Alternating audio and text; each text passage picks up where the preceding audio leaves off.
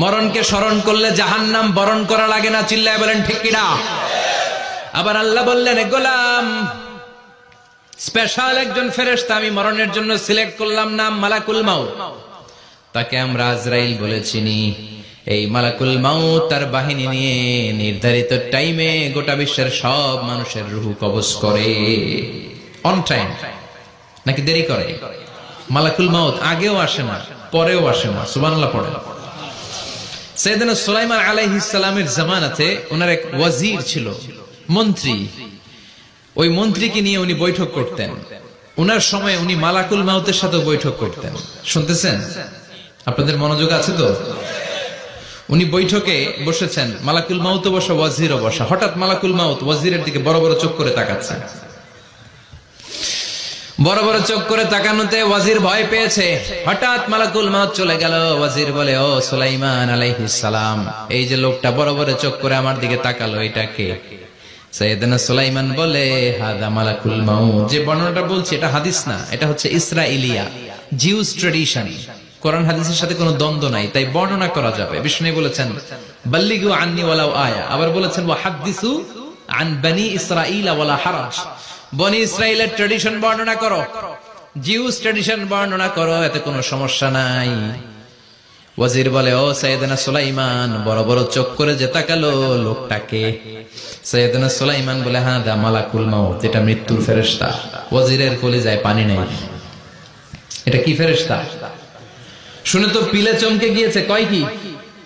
মালাকুল মাউত তো আমার চিনে ফেলাইছে, বাড়ি চিনে ফেলছে, আমার খবর আছে। সাইয়েদনা সুলাইমান আলাইহিস সালাম জিনদেরকে দিয়ে কাজ করাতেন, মেঘমালাকে দিয়ে কাজ করাতেন, বিশাল সিংহাসন নিয়ে পৃথিবীর প্রাচ্য থেকে পাশ্চাত্যে ঘুরে বেড়াতেন। সাইয়েদনা সুলাইমানকে ওয়াজির বলে, ও সুলাইমান, মেঘমালাকে আদেশ করে দেন, আমি আর এই ফিলিস্তিনের ভূখণ্ডে থাকতে চাই না। আকাশের মেঘমালার উপরে আমারে বসিয়ে দেন, আর বলে দেন আমারে নিয়ে যেন আকাশের মেঘমালা হিন্দুস্তানের ওই দূর পর্বতে রেখে আসে। আকসা আল হিন্দ, হিন্দের সবচেয়ে দূরবর্তী জায়গায় যেন আমারে রেখে আসে। সাইয়েদনা সুলাইমান বললেন, আকাশের মেঘ যাও, আমার ওয়াজিরকে নিয়ে হিন্দুস্তানের একটা উপদ্বীপে রেখে আসো। রেখে আসা হলো। কিছুক্ষণ পর মালাকুল মাউত সাইয়েদনা সুলাইমানের কাছে হাজির। সাইয়েদনা সুলাইমান বললেন, ও মালাকুল মাউত, কই ছিলা? কই, একটু আগে হিন্দুস্তান থেকে আপনার ওয়াজিরের রূহ কবজ করে আসছি। সুবহানাল্লাহ পড়েন। এটা আবার কেমন কথা, তুমি ওইখানে গেলা কেন? কয়, রব্বুল আলামিন কিছুক্ষণ আগে আমার কাছে পয়গাম পাঠিয়েছে, যাও সাইয়েদনা সুলাইমানের ওয়াজিরের রূহটা কবজ করো। কবজ করার জায়গা হলো হিন্দুস্তানের উপদ্বীপ। কোন জায়গায়? মালাকুল মাউত এসে দেখে সুলাইমান নবীর সাথে মিটিং করে। ওয়াজির কার সাথে মিটিং করে? সুলাইমান নবীর সাথে। কিন্তু ফরমানে লেখা রূহ কবজ করতে হবে কোথায়? হিন্দুস্তানে। সুবহানাল্লাহ কইবেন না? এজন্য বড় বড় চোখ করে আমি তাকিয়েছি, আর মনে মনে ভাবলাম, টাইম তো নাই, কারণ মৃত্যু তো অন টাইমে হতে হয়, এখনই ওর রূহ কবজ করতে হবে। কেমন করে ওইখানে যাবে আমি জানি না, আমি আগে চলে যাব। মালাকুল মাউত চলে গেল, যে দেখে ওই জায়গায় ওয়াজিরও হাজির। সাথে সাথে রূহ কবজ করে আল্লাহর কাছে চলে গিয়েছে। পড়েন সুবহানাল্লাহ।